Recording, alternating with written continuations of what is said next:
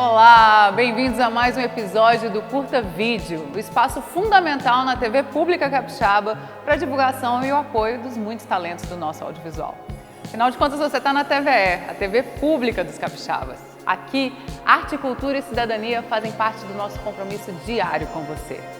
E como sempre, divulgamos também espaços, exposições e eventos que recebem o melhor das artes visuais. Hoje estamos no Centro Cultural SESI, em Jardim da Penha, Vitória.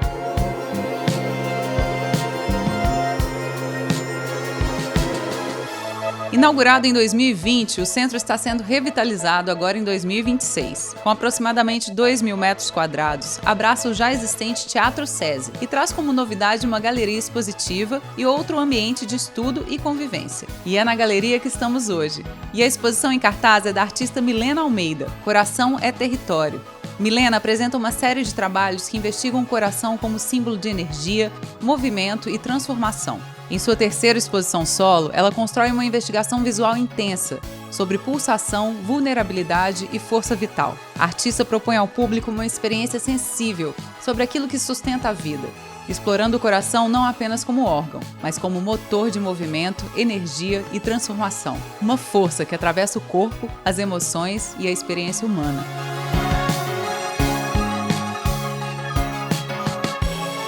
Vamos agora conhecer quem é a nossa convidada de hoje. Joane Vaillant é escritora e realizadora audiovisual, atuando principalmente como diretora, roteirista e produtora de elenco. Entre seus trabalhos se destacam o documentário de curta-metragem 90 Rounds, que dirigiu ao lado de João Oliveira. Joane tem em seu currículo os videoclipes, cenários e 25K, e os curtas Deus a Menina e A Hora Dourada, que escreveu e dirigiu. Atuou como produtora de elenco no longa Os Primeiros Soldados, de Rodrigo de Oliveira, e na série televisiva Olha o Passarinho, de Úrsula Dart, exibida pela TVE. Como escritora, Joane lançou o livro de contos O Mundo de Cá e um de dicas literárias, Uma Palavrinha. Ela trabalha principalmente com temas ligados ao lúdico e ao fantástico, tanto na literatura quanto no cinema.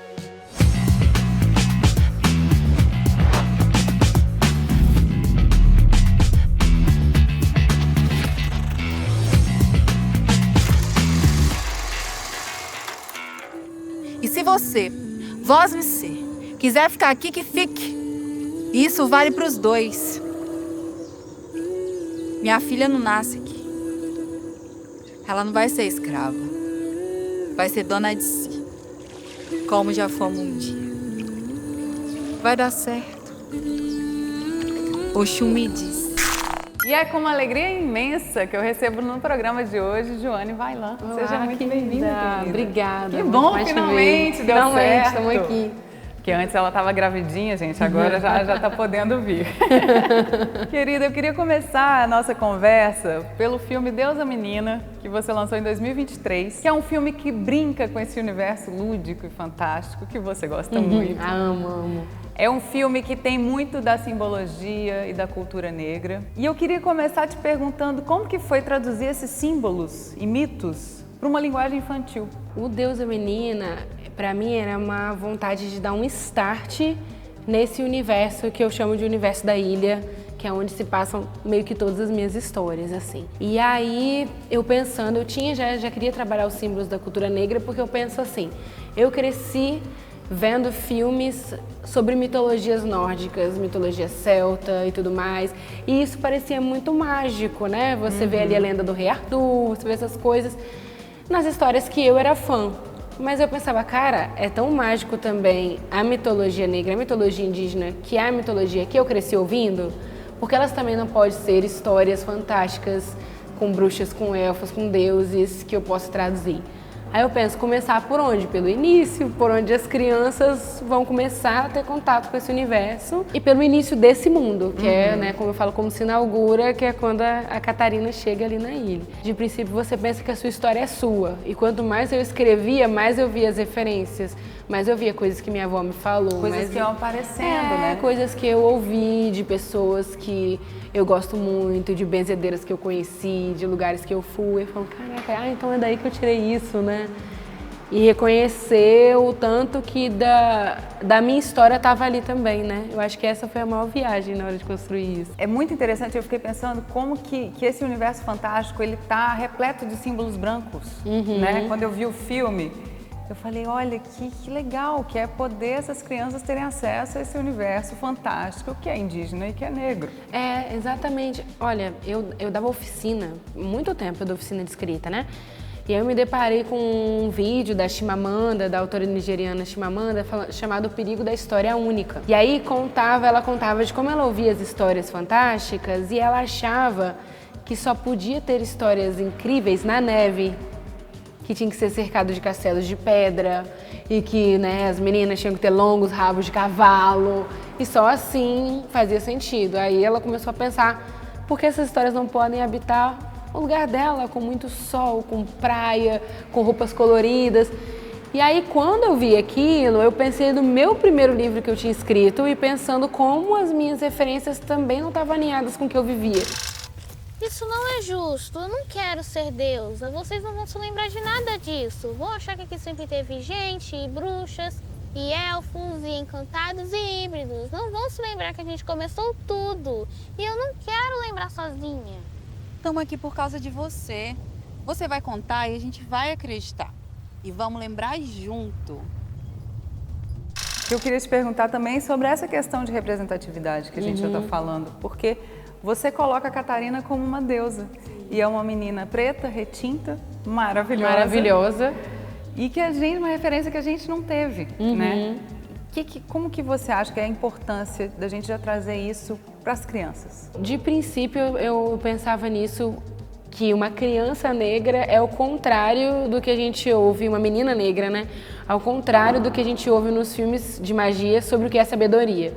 A sabedoria é sempre um homem branco velho, então eu quis colocar uma menina criança negra. Quis fazer o contraponto sobre sabedoria. De princípio era só isso. Mas aí depois, quando eu passo meus filmes na oficina que eu dou, eu vejo a diferença das crianças antes e depois de ver o Deusa, como elas escrevem os personagens delas. Olha que incrível. Tipo assim, elas veem e muitas perguntam, mas ela é a deusa? Eu falo, ela é a deusa. Aí eles ficam assim. Aí depois já ficam botando a princesa um pouco mais parecida com eles. Aí eu falo, bom, aí você vê a diferença, né? Porque na nossa época, né? A gente é a mesma época, eram os americanos e os ingleses. E hoje, muitas das referências deles são sul-coreanos, né? Sim, dos adolescentes, que também não se aproxima da gente, assim. Aí, quando eu boto lá e vejo eles curtindo... E como eles rapidamente já se apropriam disso e já começam a introduzir na história, É né? muito mais efetivo do que eu dizer, faça uma heroína negra. Essa é a mesma coisa que nada. Eu mostro referências, né? Não só o meu, mas outras histórias, assim... E eles já assimilam muito rapidamente, assim. E Lavínia Serafim? Nossa, O cara. que é essa menina? Eu falo que gente, ela tem uma segurança e um carisma Ela é que é muito difícil ver em maravilhosa. criança. Muito difícil, cara. Como que foi esse encontro? Eu vou dizer que no primeiro teste que eu fiz, ela tinha 10 anos, né? Então eu fiquei conhecendo Lavínia mais de 2 anos antes da gente filmar. Entendi. Então foi um contato, a gente se ligava, eu, a mãe dela, o pai dela e ela. Então foi um contato muito grande, assim, durante muito tempo. Mas quando você viu ela pela primeira vez, você já Quando falou, eu vi ela "Temos pela uma primeira coisa aí." vez, eu já vi a segurança dela lá, eu já achei incrível. Mas o que me pegou foi a voz. Porque na hora que ela leu o monólogo inicial, aqui é tudo sobre o tempo, eu falei, não, tem que ser essa menina. Tipo, era uma voz, tipo, muito particular a voz dela, né? Ela tem um timbre muito dela. Lindo. Aí eu falei, quando eu fui escolher, eu fechei o olho, fui ouvindo as vozes e falei, essa daqui, é essa voz. Aqui é tudo sobre o tempo. Mamãe, você foi vendida, como se fosse um saco de café. E em vez de pedir ouro, pediu por tempo. Não sei se por isso ou porque estava tudo escrito. Mas acho que ele te ouviu. O tempo. E o filme Deus ou Menina se desdobrou no livro Deus ou Menina e Sua Fantástica Ilha, Sim. que você lançou em 2025. Quem que veio primeiro? Como é que foi esse processo dessa escrita? Primeiro de tudo veio o universo e aí veio uma vontade de lançar logo esse universo. E eu comecei a escrever vários contos, porque eu pensei assim, um livro de contos é mais fácil para eu escrever E é mais fácil para lançar do que um romance, é muito mais difícil a abertura em editoras e tal. Eu tinha quase todos os contos prontos quando eu comecei a escrever o Deusa. Eu escrevi depois o livro e o filme no mesmo edital, só que o filme passou e o livro não passou. Aí eu fui, esperei, refiz o livro, incluí outros contos e aí o filme. lançou o livro depois, assim. Mas o primeiro conto, que é o Deus é Menina, ele tá igualzinho. Eu escrevi antes de fazer o filme. Os atores já leram naquela época esse conto. Já assim. estava pronto, Exatamente. Né? E onde que a gente encontra o livro? O livro tem na editora, na Maré, dá para comprar no site da Maré, e pelo Instagram também, quem entrar em contato comigo, eu consigo vender também. Também tem o e-book pela Amazon. Ah, que ótimo. E o audiobook gratuito no Spotify. Quem quiser ir ouvindo, Já tá lá no Instagram, só acessar. Eu decidi que eu vou virar mar. Assim, sem mais nem menos. É isso que você quer? Sim, porque esse mundo é uma ilha e eu quero abraçar o mundo todo. Já sei, o nome desse mundo vai ser Ilha. Joane, esse universo de realismo fantástico, ele é muito presente na sua obra, tanto escrita quanto de cinema. O que nesse universo te traz de inspiração? Por que você gosta de visitar? Eu acho que o principal é a questão do tempo, assim. Minha mãe até conta essa história, que eu não sei se é verdade ou se é essas histórias legais de contar, que minha mãe fala que minha primeira palavra foi relógio. Você tá brincando? Sério? Ela falou que ela mostrava as coisas da casa, tipo quadro, prateleira, relógio. E relógio eu falei. E eu falo que daí começou minha obsessão pelo tempo. E eu acho que eu pesquiso também há muito tempo sobre modo de trabalho, capitalismo. Isso ronda muito as minhas pesquisas. E quando a gente pensa que o tempo é o nosso bem mais precioso e a única coisa que a gente tem para vender, para doar ou para ficar com a gente é o nosso tempo, eu comecei a pensar por aí. Tá, e se eu crio um universo onde o Deus é o tempo e ele presenteia ou pune as pessoas com tempo, com falta de tempo, com formas que você apresenta? E esse é o início.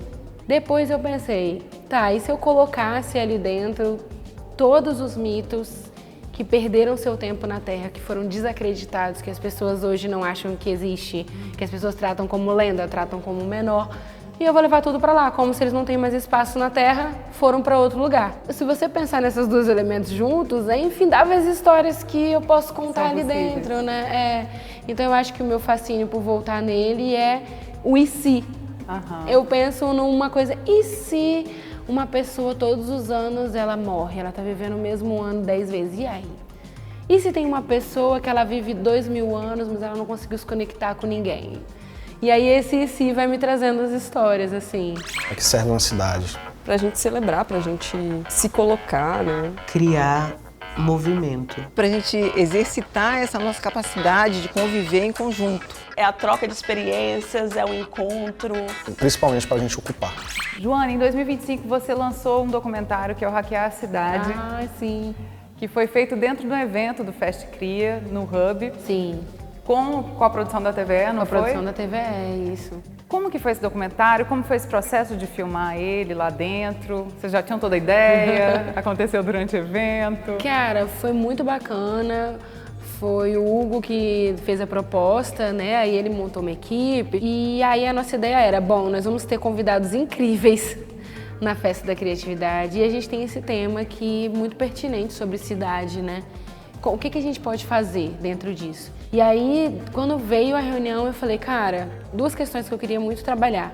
Uma era teoria nova que a gente tem, que é sobre a ausência do terceiro espaço, né? Que a gente tem a casa, tem o trabalho e tem o espaço que é a rua, que é o lazer. E aí, pandemia para frente, as pessoas estavam cada vez mais se distanciando da rua, dos espaços de lazer, e quais são as consequências disso, né? Sim. Além do tempo maior em rede, uma desvalorização do espaço público mesmo, não ligar para o espaço público, não achar que é importante ser preservado. Então eu queria trabalhar isso, e o Hugo também trouxe uma ideia que eu achava legal falar sobre essas novas tecnologias, inclusive a IA e tudo mais, e como isso vai interferir na cidade, né? Porque, querendo ou não, a cidade, ela continua existindo nos nossos espaços online. A forma com que a gente se relaciona com a nossa cidade, com o espaço público, ela vai se refletir na forma que a gente interage. E muito sobre essa ideia de como a cultura E a festividade, a arte, é o que faz a gente vivenciar a cidade, né? Pois é, eu queria te ouvir sobre isso. Primeiro sobre esse termo, hackear a cidade, por que hackear? E isso essa questão de uma releitura desse espaço através da manifestação cultural é uma tônica em comum nos depoimentos, né?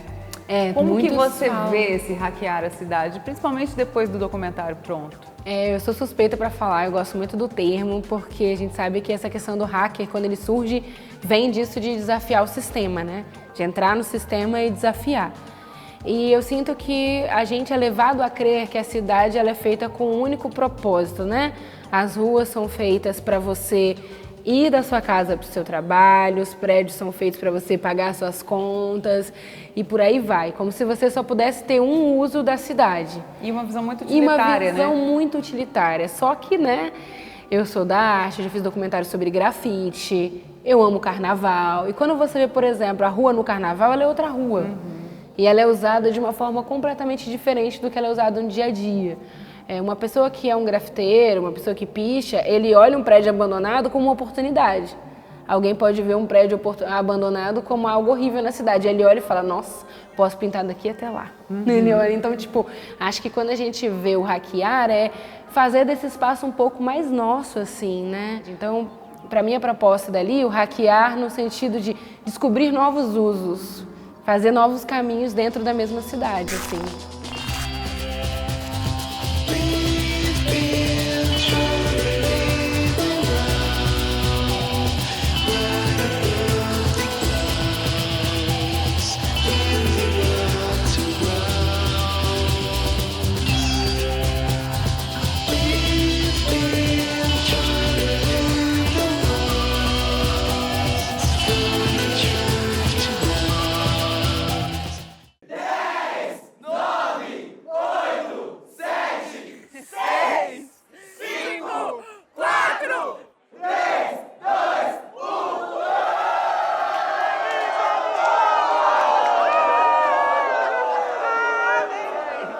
Você é a primeira convidada dessa temporada, que é uma produtora de elenco.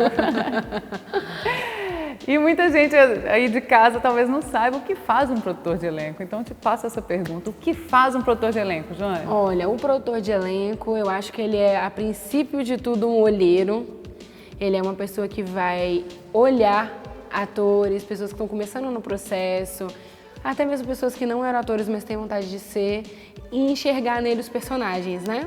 Então tem essa parte muito da procura e da escolha dos atores, mas também tem toda a logística. O produtor de elenco, às vezes, é quem vai te orientar nos ensaios, é quem vai te orientar no dia da gravação, quem vai ter esse contato direto. E muitas vezes, como no meu caso, às vezes eu pego também, além da produção de elenco, eu também pego a preparação de elenco. E aí continuo conversando. E muita gente confunde as duas coisas, né? Isso. Produção com preparação. E o preparador, ele ensaia com o ator devidamente, né? Prepara ele para o papel. Eu não me via como produtora de elenco, embora eu fazia isso nos meus trabalhos e indicava muito atores. Isso, indicava muitos atores para filmes. E nos meus eu escolhia, mas eu não me via dessa forma. No Primeiros Soldados, que o Graz me falou, você não quer fazer produção de elenco de figuração? Eu falei, quero. Eu falei, caraca, eu poderia fazer isso. Aí comecei a me colocar, assim, ai gente. E agora já foram muitos trabalhos, né? Agora já foram muitos. Conta pra gente aí. Teve esse, teve o Passarinho, né? Teve Primeiros Soldados, o Passarinho, De Onde Nasce o Sol, aí teve Da Ventania, O Último Rock, O Adeus Verão. Tiveram os meus, né? Tanto Deus da Menina quanto Hora Dourada. O Irmã, do Anderson Bardot, que agora tá, né? Acabou de estrear muito bem, ganhando vários prêmios, né? Eu vou mirar com a minha câmera e não vou perder nenhum passo. Prepara a câmera, Lauzinho. Tá na mira. 3, 2, 1. Olha o passarinho! Como é que é, Joane? Você, aqui no Espírito Santo, a gente tem alguma plataforma, alguma maneira, alguma ferramenta de chegar até esses atores? Como que você faz essa busca? Cara, eu tô em todos os grupos de artista que você imaginar. Tipo assim, artista Cariacica, artista Vitória, artistas Vila Velha, artista Espírito Santo, atores do Espírito Santo, todos isso em grupos de WhatsApp. Mas são grupos Facebook, disseminados, né? Separados. Eu tenho um formulário que toda vez que eu encontro algum ator, eu falo, preenche aqui esse formulário. que aí vira o meu banco de dados, mas não existe uma plataforma unificada, assim. E você falou muito dessa coisa de ir até os lugares para descobrir as pessoas, né? Eu adoro, assim, eu gosto de ir quando está tendo uma peça de teatro com novos atores, um slam. No slam eu descobri muitos talentos. Que você olha e fala, cara, se essa pessoa tá declarando aqui uma poesia que ela, né, ela escreveu e ela decorou na frente de 400 pessoas. Com essa expressividade. Sem tremer, com essa expressividade, ela dá conta. O último rock foi isso, né? O último rock, eu escolhi 3 pessoas, eram de slam. E eu acho que é uma forma também de você sair do lugar comum também, né? De enxergar o ator. Sim, e é muito legal, porque agora foi uma categoria que foi incluída no Oscar, né? Pela primeira vez na história a gente tem essa coisa para os produtores de elenco. E que eu acho que é muito importante, assim, quando a gente vê um filme enorme, por exemplo, eu lembro que quando eu fui assistir Bacurau, eu ficava ali, gente, que trabalho de elenco. Porque são muitos atores. Muita gente, é muita figuração, é muita gente. Eu ficava, igual agora também no Agente Secreto. Quando foi indicado, eu, gente, onde eles acharam essas pessoas? Pessoas muito específicas, né? Perfis, é um grupo que tem que fazer sentido, né? Exatamente. Não é só um. É o ator sozinho uma coisa, ele no grupo, exatamente, né? Eu acho incrível, Não podemos pegar a lavanda em outro lugar? Aqui tá tão difícil de encontrar. Não dê um passo para trás, Rubi. Um chá para calma tem que ser feito sem pressa. Querida, e os próximos projetos? Como é que a gente tá? Olha, o que eu vou lançar agora, né, o Hora Dourada, que ele é um curta do mesmo universo. Já tem trailer, né? Já tem trailer. É um curta do mesmo universo do Deus e a Menina. E ele é um curta que eu peguei 2 contos do livro, que é o conto Conhecendo uma Bruxa e Sonhando com uma Elfa, e juntei eles em um filme, que eu queria, na verdade, falar sobre a importância de passar conhecimento. A importância da gente ter um conhecimento que às vezes é ancestral, que às vezes é específico de uma coisa que só a gente sabe, e como é importante a gente passar para frente. Mas que ao mesmo tempo a gente precisa ter cuidadoso e ter paciência para que isso seja passado da melhor forma, né? Então eu boto em choque essas 2 personalidades, que é a Tituba, que é a Inácia, maravilhosa. Inácia tá maravilhosa. Naná é assim, super meu engraçada. coração. É outra que eu conheci, olha que loucura, conheci Inácia com ela declamando. Eu não sabia que Inácia era uma atriz fantástica, eu vi ela declamando nos saraus da vida. Falava, nossa, que incrível. Aí a galera, nossa, mas Inácia é atriz antes, ela fez Lamarca, não sei o que. Gente, aí eu soube. E aí a Inácia é essa bruxa que ela tem muito medo de passar o conhecimento dela pra frente. E tem a Rubi, que eu mesmo faço a Rubi. Nossa protagonista está aqui, diretora protagonista. Que é aqueles negócios, momentos, né? Eu falei, gente, eu atuo e o filme não tem dinheiro. Casou a oportunidade, vai ser eu. E aí a Rubi é essa pessoa que ela tem 200 anos, que para uma elfo é novo, e ela acha que ela vai ser uma grande conselheira, mas ela não esperou ainda absorver tudo antes de dar os conselhos. Ela quer dar os conselhos sem antes nem ter ouvido as histórias. Sim. Aí a Catarina fica, calma, você tem muito que aprender ainda, né? Aí é a conversa delas duas e esse conhecimento ancestral passado entre mulheres ali. Eu espero que essas ervas ainda sejam mais abundantes na próxima era. Para com essa conversa sem eixo, Rubi. É inevitável. E eu me recuso a acreditar que a pessoa mais inteligente que eu conheço não entendeu que a Era dos Heróis vai chegar. Claro. Os ditos heróis, não é? Heróis. Nome engraçado pra gente que chega matando gente e roubando terra. Não fui eu que dei o nome. E eu nem coloquei a espada ali. É uma constatação. Bom, infelizmente eu vou ter que terminar essa conversa deliciosa. E vou terminar com a nossa pergunta clássica do programa. O que é cinema para você? Para mim, cinema é um óculos mágico que a gente coloca para ver o mundo. Eu acho que o cinema ele faz a gente enxergar temas, assuntos, perspectivas que a gente não encontraria, que não nos atravessaria no nosso dia a dia comum. Acho que o cinema ele tem isso. E para mim fazer cinema é tentar passar visões de mundo que eu acredito, assim, visões de mundo que eu acho importante. Quando eu vejo um filme, é isso que eu busco também. Muito obrigada pela presença. Valeu, querida. Ai, que incrível estar aqui com você. Alta sim. Bom. E o programa de hoje fica por aqui, mas semana que vem a gente está de volta e eu espero vocês aqui no Curta Vídeo, próxima quarta, às 10 horas da noite, para mais uma deliciosa conversa sobre o nosso audiovisual. Até lá!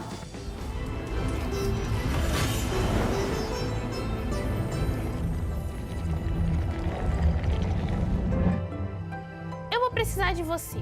Uma elfa amiga minha precisa do chá para dormir. O chá da minha avó Kali?